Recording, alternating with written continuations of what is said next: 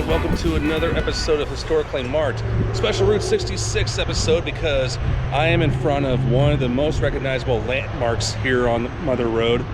I am in Catoosa, Oklahoma, which is about east of Tulsa, and the Big Blue Whale is it, and I will go ahead and show you two markers that are here, plus we will go inside the whale. Here we go. So this is Old Route 66, also known as Oklahoma Highway 66. That way takes you to Claremore and Chelsea. But here's the marker right here, actually the first one, which is a Route 66 roadside attraction put up by Hampton Hotels. Built in the early 1970s as an anniversary gift, the Blue Whale turned into a swimming park and closed in 1988. Yep, this did have a lot of people at one time. And here's a second marker, but this is actually kind of unrelated to this attraction. It talks about the old mail route, but it's a Will Rogers Highway marker. The site of Fort Spunky, which was a relay station on the Old Star Mail between St. Louis and California. After the war between the states, Catoosa was founded as the post office with John Gunter Shrimpsher, an uncle of Will Rogers, as postmaster. And over here is a shop where, you know, there is a gift shop, but it's only open on certain times. It was closed today, but it is open, you know. So, but they do take donations. All kinds of stickers are left here, travel guides, and all kinds of stuff. I'm not even sure if they sell food here. Maybe they do. And over here, they have picnic benches, and you can tell these have been very beautifully restored. So yeah, really nice. So who was the person behind the Blue Whale? It was a man named Hugh Davis. He built it in the early 1970s as a surprise anniversary gift to his wife, Zelta, who collected whale figurines. Well, I say this is one big figurine, if you ask me.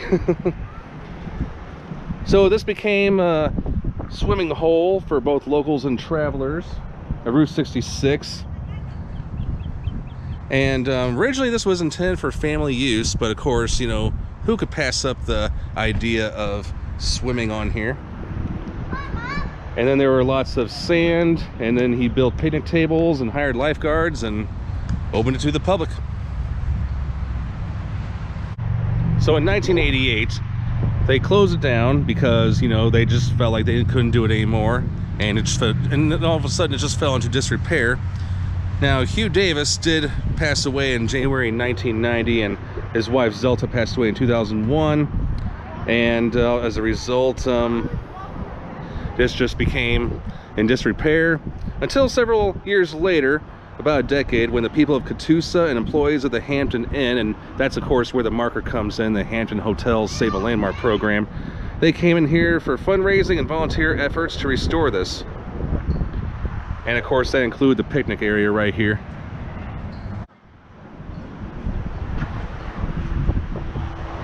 And now we're going to get to the fun part, is actually going in.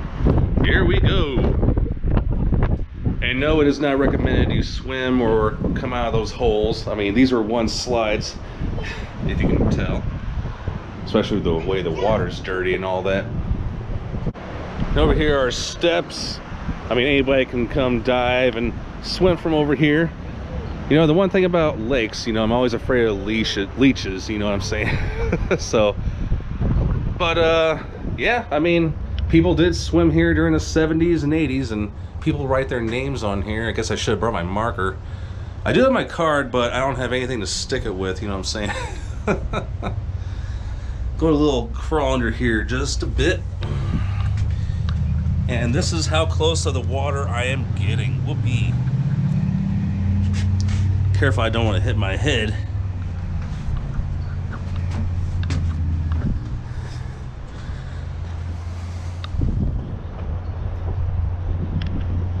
And I think I'm just going to crawl up these steps. Alright, so now I'm at the top of the tail of the whale. Oh man, I feel like I'm on top of the world. Or be like Leo DiCaprio in Titanic. I'm the king of the world, yo. Yeah, I guess I should have brought some graffiti material, like all that. So here's a little view of the whale. I mean, it looks so clean. I mean, despite the graffiti, but you know, it's hardly noticeable from a far distance. And I did not realize there's a cap on top of the whale. I mean, I probably did know that, I just forgot about it. And people can fish here, but they don't want people to keep the fish, if you know what I mean. So yeah, it's pretty cool. The big blue whale, baby. And at the same time, getting my kicks on Route 66. And now I gotta get back down. How shall I do that? All right, now that I'm back down, let's see any more other cool things about this whale. And I didn't even recognize this until now, but I can actually go up in the head. All right, let's see how this works. Follow me.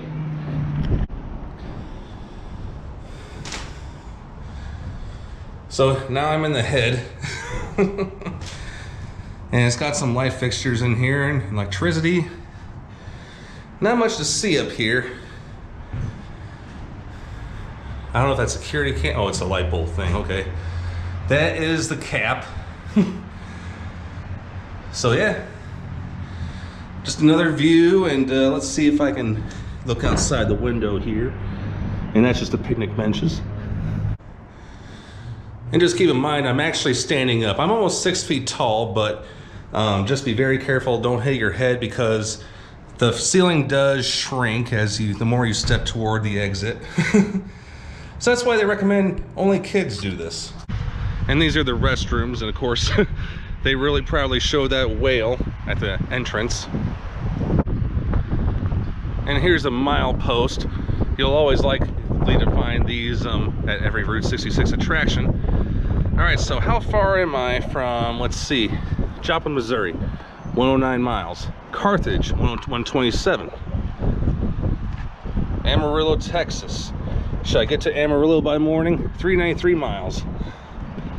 And on the other side is some more cities. Chicago, where I was in one of my videos, 711 miles. And then Santa Monica Pier, I imagine, 1505 miles. All right, well, I hope I inspired all of you Route 66 travelers to come here. I mean, this is definitely a can't miss when you're traveling on the Mother Road, or if at any time you're anywhere near around Tulsa, Oklahoma. This is in Catoosa. All right, I am Jason. Thank you for watching this historically marked episode, Route 66 edition in Catoosa, Oklahoma. I am Jason, signing off.